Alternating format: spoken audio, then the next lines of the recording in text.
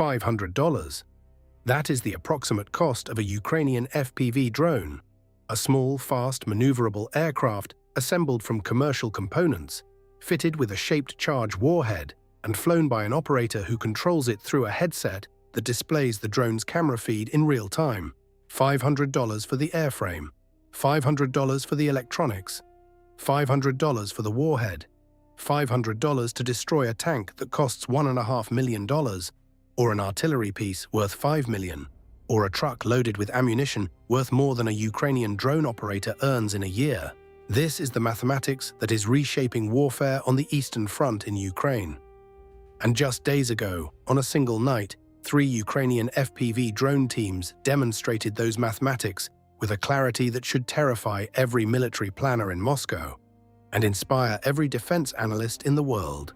Over 12 continuous hours, from sundown to sunrise, 3 Ukrainian drone teams, operating in rotating shifts on a section of the Eastern Front, conducted 26 separate precision strikes against Russian targets. 9 armored vehicles destroyed, 7 supply trucks and their cargo eliminated, 3 artillery pieces silenced, 2 mortar crews killed, 1 electronic warfare station knocked out, 4 observation posts blinded, 26 targets, 26 kills over the course of a single night's work. Total Ukrainian expenditure on drones, approximately $45,000. Roughly 90 FPV aircraft launched, of which 26 found and destroyed their targets. Total estimated Russian losses, $30 to $48 million in equipment, ammunition, and trained personnel. Cost exchange ratio, over 700 to 1.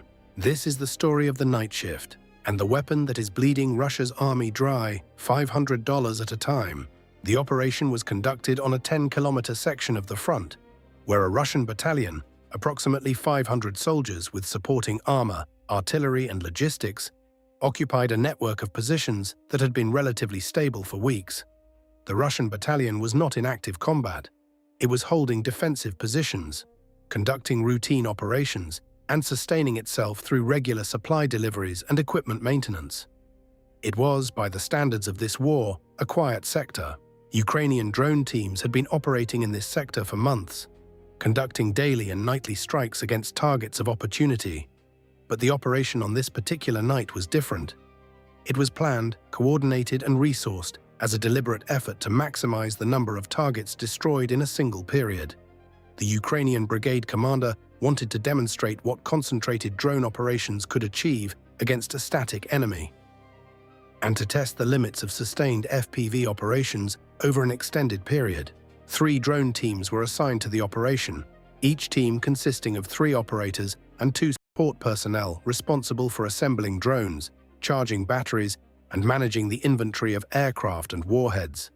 The teams would work in rotating shifts, 1 team flying, 1 team resting, 1 team preparing aircraft. Each shift lasted 4 hours, with handoffs timed to ensure continuous coverage of the Russian sector throughout the night. The drone teams operated from concealed positions approximately 2 to 4 kilometers behind the Ukrainian front line, close enough to reach Russian targets deep behind the enemy positions, far enough to be beyond the range of Russian small arms and most direct-fire weapons. Each operating position was a modest setup: a folding table, a control unit, a video display, and crates of pre-assembled drones stacked like ammunition. The operators sat in chairs, wore their FPV goggles, and flew. The reconnaissance that enabled the night's strikes had been accumulated over weeks. Ukrainian surveillance drones, larger, longer-endurance aircraft operating at higher altitude, had mapped the Russian battalion's positions in detail. The locations of armored vehicles, the parking patterns of supply trucks, the firing positions of artillery and mortar units, the antenna signatures of the electronic warfare station, and the locations of observation posts that provided the Russians with forward surveillance of the Ukrainian lines. This target list, 26 confirmed locations, each verified within the preceding 48 hours, was the foundation of the night's operation. Each drone team received a prioritized sector with assigned targets, approach routes, and optimal attack angles, calculated from the terrain and the known positions of Russian air defense and electronic warfare systems. Stay with this. The precision, the discipline, and the sheer industrial efficiency of what these 3 drone teams accomplished in 12 hours represents a revolution in how wars are fought and how they are won. The first shift began at sundown, approximately 1800 hours. The first team's initial target was a T-72B3 tank, parked in a revetment approximately 6 kilometers from the Ukrainian launch position. The tank had been identified through surveillance the previous day. Its crew performed maintenance during daylight hours and buttoned up at night, with the tank remaining stationary in its fighting position. The operator launched the FPV drone and guided it low over the terrain, hugging the contours of the ground, flying through gaps between tree lines, avoiding the known coverage zones of Russian electronic warfare jamming systems. The flight time to target was approximately 4 minutes. The operator approached the tank from the rear, the direction of least observation, rose over the revetment wall, and dove the drone into the engine deck grille. The detonation was captured on the drone's camera feed, a flash of white, then static as the camera was destroyed. A Ukrainian surveillance drone hovering at altitude confirmed the hit. Smoke rising from the engine deck, the tank's reactive armor panels scorching from the internal fire. Within minutes, the tank was fully engulfed. First kill of the night, 4 minutes into the shift. The second target was engaged 11 minutes later. A BMP-3 infantry fighting vehicle parked alongside a damaged building that served as a Russian platoon position. The drone operator flew a different approach route, crossed the front line at a different point, and struck the BMP from the side, penetrating the thin aluminum hull armor. Secondary explosions from ammunition stored inside the vehicle confirmed the kill. This rhythm, launch, fly, strike, confirm, repeat, continued throughout the night. Every 8 to 10 minutes, a new drone was in the air. Every 8 to 10 minutes, a Russian target was being engaged. The operators worked with the focused calm of professionals performing a task they had done hundreds of times. Each flight a variation on a practiced routine, each strike a precise application of skill honed through months of combat operations. Which target type do you think requires the most skill for an FPV operator to destroy? A. A tank in a revetment. B. A moving truck on a road. C. An artillery piece with crew nearby. D.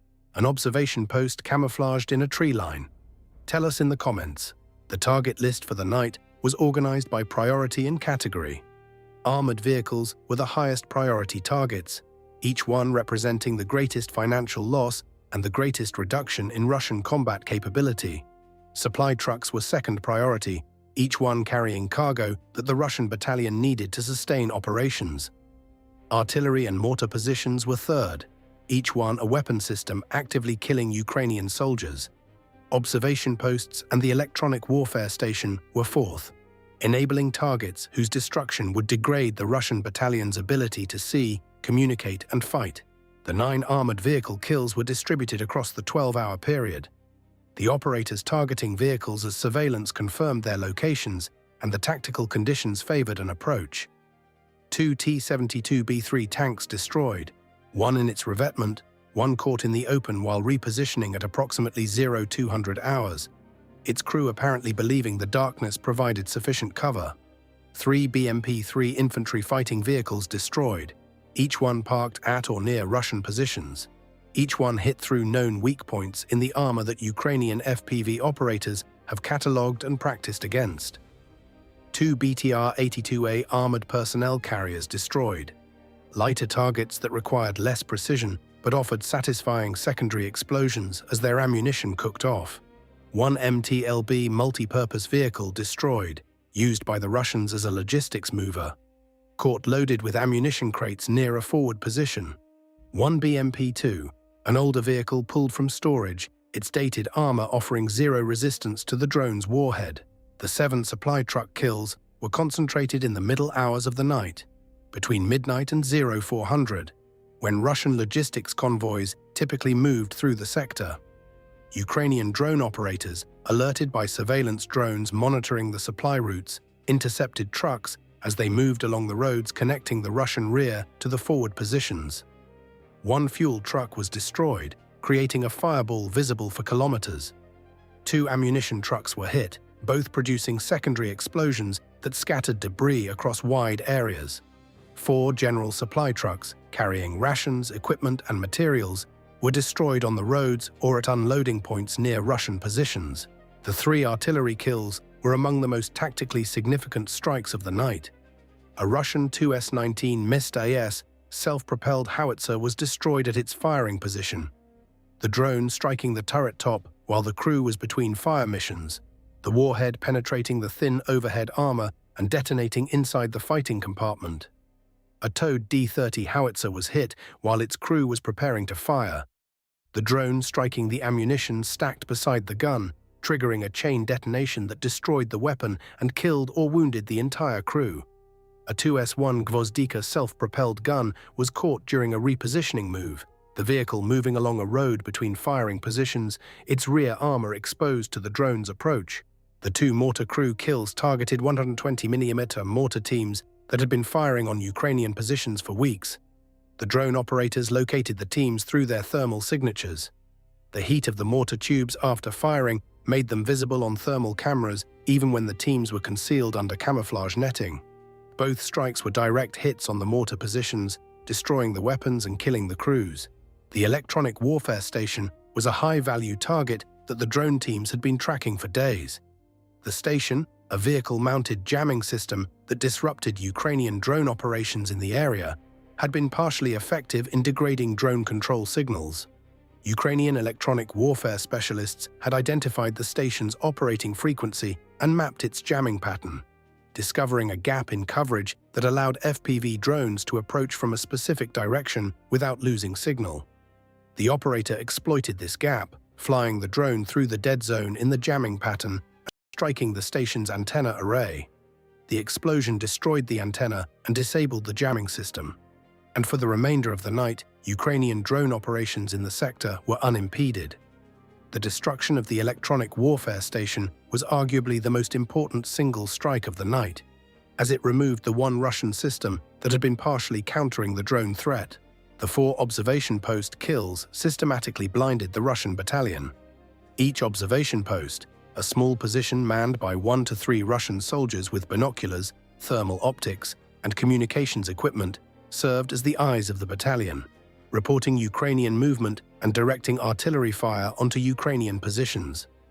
Ukrainian drone operators destroyed each post with single strikes, approaching from angles that the observers were not monitoring, diving the drones into the positions with precision that left the equipment destroyed and the observers killed or wounded.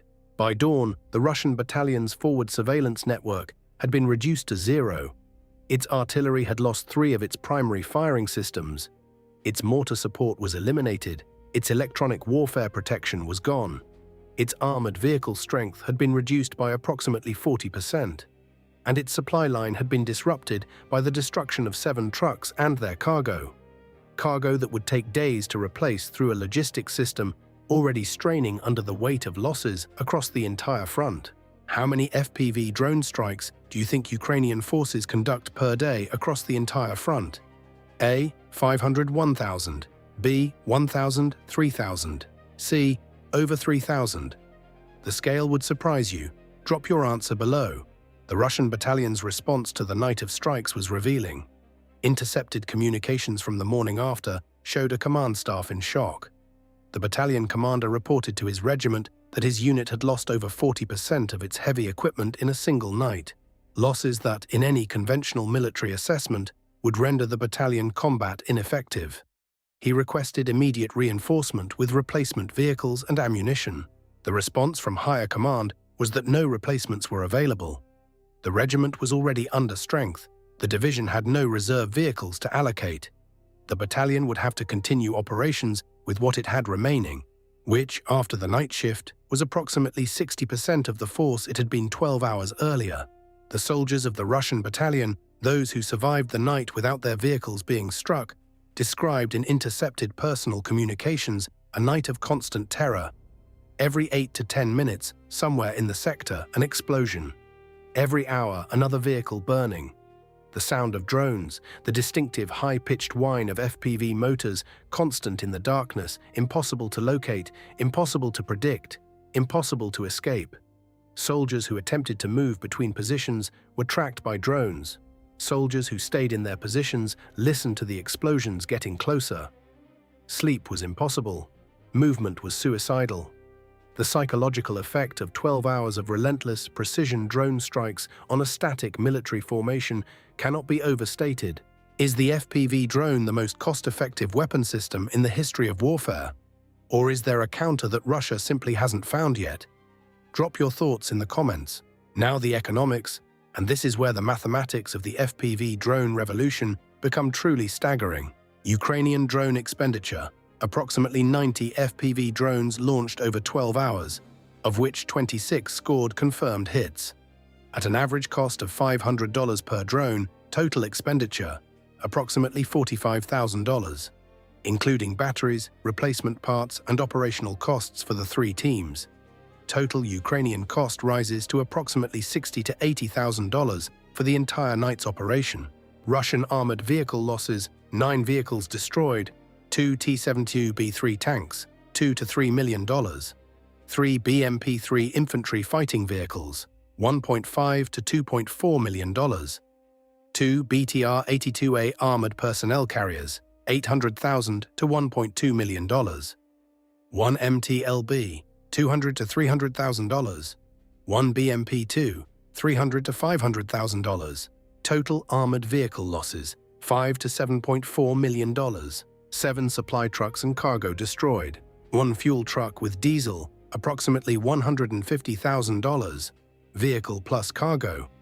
2 ammunition trucks with full loads, approximately $2 to $4 million, vehicles negligible, cargo extremely valuable. 4 general supply trucks with mixed cargo, approximately $500,000 to $1 million. Total supply losses: $2.7 to $5.2 million.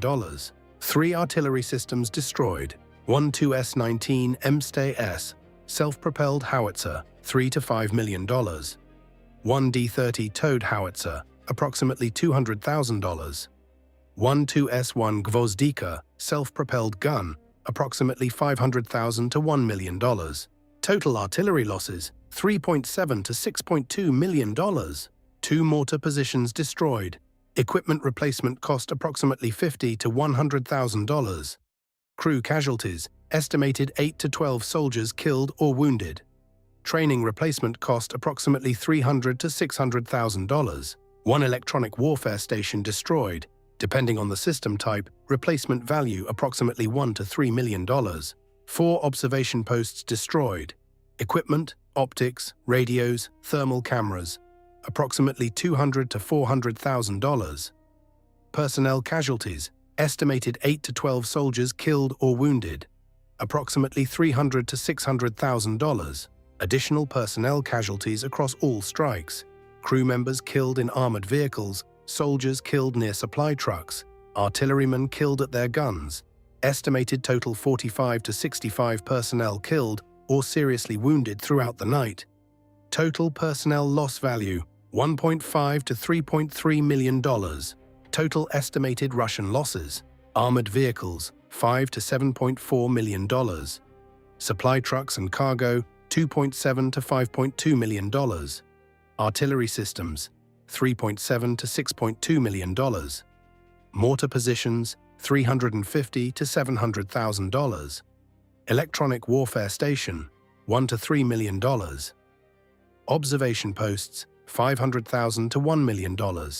Personnel losses across all engagements, $1.8 to $3.9 million. Operational degradation, 40% equipment loss, rendering battalion combat ineffective. Estimated operational cost of $10 to $20 million over the following weeks. Total, $26 to $47 million. Ukrainian expenditure, $60,000 to $80,000. Let that ratio settle. $80,000 to destroy $47 million in Russian military assets. A cost exchange ratio of over 580 to 1. Conservatively, if we use the lower bound Russian losses and higher bound Ukrainian costs, still over 300 to 1. There is no weapon system in the history of modern warfare that has achieved a sustained cost exchange ratio of this magnitude. Not the Javelin anti-tank missile, not the Stinger anti-aircraft missile, not the improvised explosive device. The FPV drone, assembled from commercial parts in Ukrainian workshops, costing less than a smartphone, flown by operators trained in weeks, has rewritten the economics of war. If facts like these prove that Ukrainian drone warfare is the most revolutionary military development since the invention of the machine gun, type truth in the comments. How many drones do you think Ukraine will produce this year? Tell us below. Russia has no effective counter. Russian electronic warfare can jam some drone frequencies, but Ukrainian operators adapt, switching frequencies, modifying their equipment, finding gaps in the jamming. Russian anti-drone guns exist, but are in short supply and effective only at close range. Russian troops have tried shotguns, nets, wire screens, and welded cages, none of which provide reliable protection against an operator who can adjust approach angle and aim point in real time. The industrial mathematics are equally devastating for Russia. Ukraine is producing millions of FPV drones per year, with a target of 7 million units in the current production cycle. Each drone costs $500. Each Russian tank costs $1.5 million. Ukraine can produce 3,000 drones for the cost of a single Russian tank, and it only needs one drone to hit the tank to destroy it. Even at a hit rate of 30%, which is conservative for experienced operators, the economics are overwhelmingly in Ukraine's favor. This single night, 26 targets, 12 hours, $80,000, was not an anomaly. It was a demonstration of a capability that Ukrainian forces employ across the entire front, every night, every day, in every sector. Multiply this night's results by the hundreds of drone teams operating simultaneously, and the scale of Russian losses to FPV drones becomes clear. Thousands of vehicles, thousands of artillery pieces, tens of thousands of soldiers, destroyed by weapons that cost less than a dinner for two at a Moscow restaurant. 3 questions before you go. First, if 3 Ukrainian drone teams can destroy 26 targets in a single night on a 10-kilometer front, what happens when Ukraine's drone production reaches full capacity and hundreds of teams operate simultaneously across the entire front? What will be left of Russia's equipment inventory? Second, the cost-exchange ratio of this single night exceeded 500 to 1. Russia's entire defense budget is strained to breaking point. At what rate of exchange does the financial mathematics of this war become physically impossible for Russia to sustain? Third, every night, Ukrainian FPV drone teams go to work across the Eastern Front. Every morning, Russian battalions wake up with fewer vehicles, fewer guns, and fewer soldiers than they had the night before. If this is what 3 teams accomplish on one section of front, how long before the cumulative nightly losses exceed Russia's ability to replace them? And what does the morning after that tipping point look like? Think about that. Subscribe to Steel Command. Share this video. A $500 drone destroyed a $1.5 million tank. A night's work by 3 teams cost Russia $48 million. The revolution is not coming.